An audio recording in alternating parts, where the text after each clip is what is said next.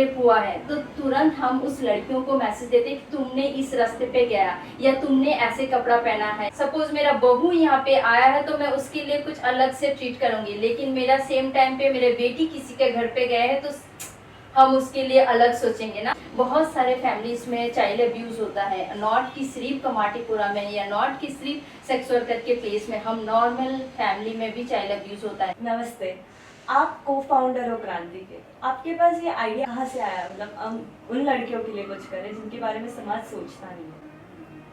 Actually क्रांति start करके almost 11 years हो गया है। तो 11 ईयर्स से पहले मैं एक ऑर्गेनाइजेशन में काम करती थी। वो ट्रैफिकिंग के जो बच्चे होते थे रेड लाइट एरिया में, उनको रेस्क्यू के लिए काम करती थी। लेकिन मुंबई में और ऑल्सो इंडिया में बहुत सारा रिसर्च करके ऐसे पता चला कि बहुत ऑर्गेनाइजेशन है जो सेक्स वर्कर के बच्चे के साथ में काम करते हैं, लेकिन माइनर गर्ल्स के लिए काम करते हैं या छोटे बच्चे के लिए काम करते हैं। तो जैसे ही बच्चे बड़े होते हैं, टीनेजर्स होते हैं, उनके लिए उनके पास इतना स्कोप नहीं होता है, और उनके पास स्कोप होता भी है तो बहुत लिमिटेड स्कोप होता है। जैसे आप सेक्स वर्कर रह चुके हैं, आप ट्रैफिकिंग हो चुके हैं, या आपके साथ अब्यूज़ या ऐसे टाइप का कुछ भी वायलेंस हुआ है, तो आपके पास लिमिटेड स्कोप है और वही में आपको फिट होना है। जैसे आप अचार बनाओ, पापड़ बनाओ, या ज़्यादा से ज़्यादा बहुत ज़्यादा ऑर्गेनाइजेशन आपके लिए कर रहे हैं, तो वो एक है कि स्टारबक्स में जाके आप काम करो, उससे ज़्यादा आपके पास स्कोप नहीं होता है। लेकिन मेरा कहना है कि हम क्रांति ऑर्गेनाइजेशन का जो भी हम टीम है, तो हमारा टीम का ये कहना है कि हर बच्चे के अंदर एक सपना होता है, हर लोगों को होता है कि एक खुला आसमान में हम उड़े सबके जैसे, लेकिन उनके लिए ही क्यों ऐसे लिमिटेड रखा जाता है ना। तो इसके लिए हमारा था कि हम उनके अंदर जो सपना है उसी सपने को हम थोड़ा सपोर्ट करें, एंड देन उनको इसी आसमान में उड़ने के लिए हम मौका दें। तो इसके लिए हमारा था कि हम सिर्फ टीनेजर्स के साथ में काम करेंगे। तो तब से लेके हमने ये स्टार्ट किया। बहुत अच्छी सोच है सच्ची। ऐसे आपका ये मानना है कि mental health is really very essential and important. तो आजकल की सोसाइटी उस मेंटल हेल्थ को ज़्यादा इम्पोर्टेंस देती है, तो आपका उनसे कुछ मैसेज? मेरा ऐसे ये कहना है कि हम हर लोगों को लाइफ में डेली लाइफ में नॉर्मली कुछ ना कुछ प्रॉब्लम आती रहते हैं। जैसे है कि मेरे मम्मी डेथ हो गए, या पापा डेथ हो गए, या हस्बैंड डेथ हो गए, या मेरा पास कुछ कार था वो एक्सीडेंट हो गए। तो हमारा ये जो लाइफ में होता है, ये कहाँ आता है, हमारा ऊपर ही आता है ना। तो जैसे है कि हर इंसान को मेंटल इश्यूज कुछ ना कुछ वजह से होता है, लेकिन यही है कि हम सब लोग समझ नहीं पाते। जैसे मेरे मम्मी डेथ हो गए तो लोग थोड़ा दिन रोते हैं, एंड देन बोलते हैं कि अरे ठीक हो जाएगा, तुम काम करो, आगे बढ़ो तो तुम्हारा लाइफ ठीक हो जाएगा। लेकिन एक्चुअली वो ठीक नहीं होता है, वो ट्रॉमा ट्रिगर में बदल जाता है। लेकिन मेरे पास जो बच्चे हैं, जो सेक्स वर्कर के बच्चे हैं, उनकी लाइफ में तो मतलब बहुत ज़्यादा इश्यूज होते हैं, नॉर्मल फैमिली से भी ज़्यादा, क्योंकि उनको वायलेंस सहन करना पड़ता है। उनके लाइफ में इतने सारे वायलेंस होते हैं, उनके लाइफ में अब्यूज़ होता है, उनको कुछ बच्चे को सेक्स वर्कर करना भी पड़ता है, ट्रैफिकिंग होके भी आते हैं।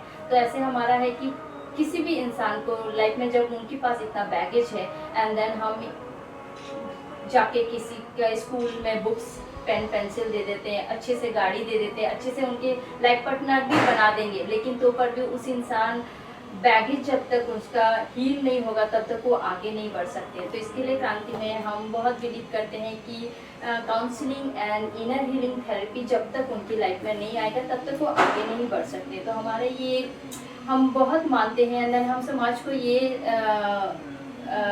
मैसेज देना चाहते हैं कि प्लीज़ सभी लोग एटलीस्ट जिनका भी मेंटल इश्यूज हो रहा है, या एक बच्ची है जो कुछ बोल रही है कि मेरे साथ में कुछ हुआ है, तो हम उसको बहुत अच्छे से उसका सुने। नॉट कि जैसे नॉर्मली कहीं जाते हैं, कितनी सारा आजकल बोलते हैं कि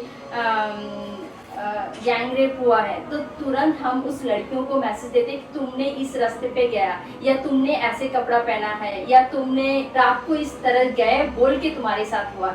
ये क्यों ऐसा होता है ना कि लड़कियों को क्यों हमेशा हम दबा के रखते हैं या उसका मैसेज हम क्यों नहीं सुनते हैं।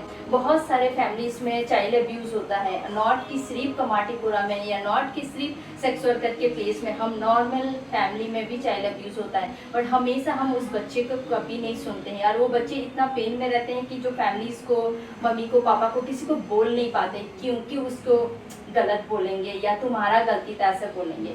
तो हमारा यही कहना है कि एक तो है कि बच्चे को हम सुनना चाहिए और ऊपर से उनका मेंटल हेल्थ को हमको सही करेक्ट जगह पे उनको वो लेके जाना चाहिए। तो थेरेपी एंड सोमाटिक थेरेपी हम बहुत मानते हैं। तो इंडिया में बेस्ट थेरेपिस्ट है जो इनर स्पेस है और मुंबई बेस्ड है, तो हम उनके पास थेरेपी करते हैं।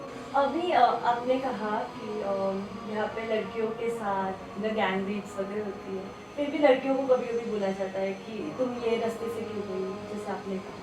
तो आपको ऐसे लगता है कि कहीं कहीं पेरेंट्स की परवरिश, मतलब लड़कियों को के साथ साथ लड़कों को भी कभी बोलना चाहिए, कुछ बस समझाना चाहिए, तो आपको उन पेरेंट्स के साथ कैसे क्या कहना है? एक्चुअली मुझे ये था कि मतलब लड़की और लड़का एक तो है कि हम बहुत सारे लोग आज के डेट में इंडिया से लेके अब्रॉड वर्ल्ड में सभी लोग बहुत काम कर रहे हैं कि हम एक जैसे बिहेव करें, लेकिन जैसे ऐसे होता है ना कि उस बिल्डिंग में या उनके घर पे कुछ प्रॉब्लम चल रहा है तो हम बोलते हैं कि अरे लड़की को भी सेम एजुकेशन देना चाहिए, लड़का भी सेम एजुकेशन देना चाहिए। लेकिन जब मेरा घर पे है, मतलब मेरा सपोज मेरा बहू यहाँ पे आया है तो मैं उसके लिए कुछ अलग से ट्रीट करूंगी, लेकिन मेरा सेम टाइम पे मेरे बेटी किसी के घर पे गए हैं तो हम उसके लिए अलग सोचेंगे ना। तो ऐसा है कि जब किसी और की फैमिली में हो रहा है तो हम बोलते हैं कि वो हमको एजुकेशन दोनों को सेम देना चाहिए, लेकिन जब मेरे घर पे हो रहा है तो हम सेम एजुकेशन नहीं देना चाहते या ना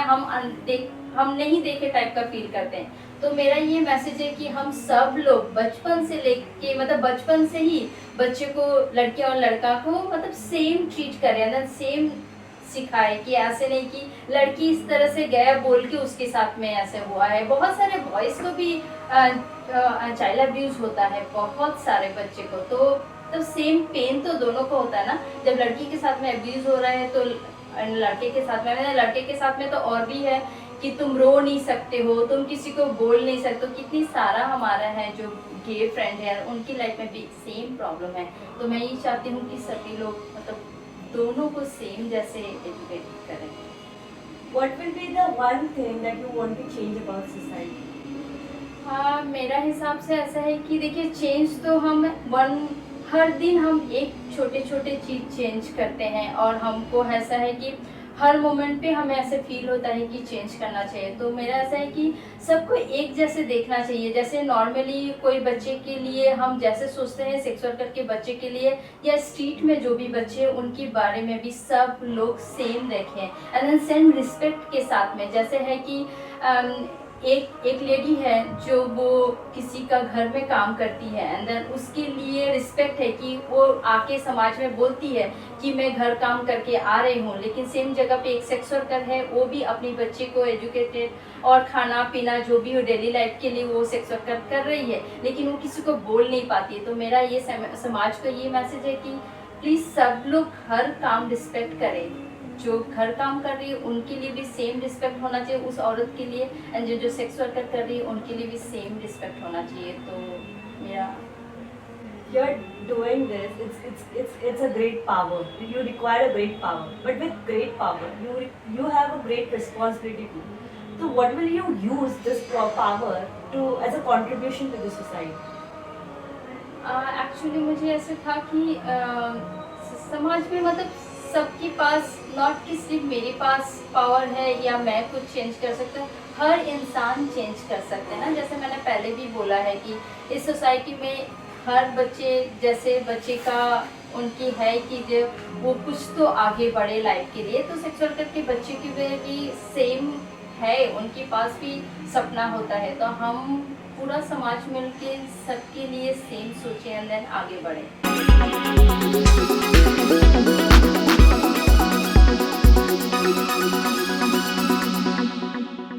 What will you choose? Books or movies? Books. किस्मत या मेहनत? मेहनत। हार्ड वर्क या स्मार्ट वर्क? Smart work.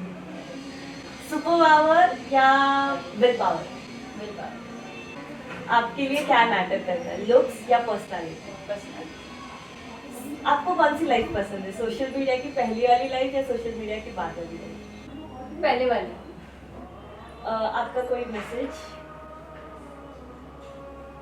मुझे ये बोलना है कि मतलब ऐसा है कि हम सभी लोग खुश रहना चाहते हैं, लेकिन हम हमेशा थिंग से खुश रहने के लिए कोशिश करते हैं ना, कि मेरे पास ये चीज़ आ जाएगा तो मैं खुश रहूँगी, मेरे पास एक गाड़ी हो जाएगा तो एटलीस्ट मैं सेटल हो जाऊँगी, खुश हो जाऊँगी। तो मुझे ऐसा है कि हम थिंग से खुशी नहीं लें, हम पीस एंड माइंडफुलनेस से खुशी एक्सपेक्ट करें, यानी इंसान से, कि वो इंसान मेरे पास रहे तो मैं खुश रहूँ, ऐसा नहीं कि वो चीज़ मेरे पास रहे तो मैं खुश रहूँ। तो मुझे ऐसा है कि सब लोग का सोच जो है खुशी का जो डिफाइन करते हैं, तो वो हमें थोड़ा सा चेंज करना चाहिए।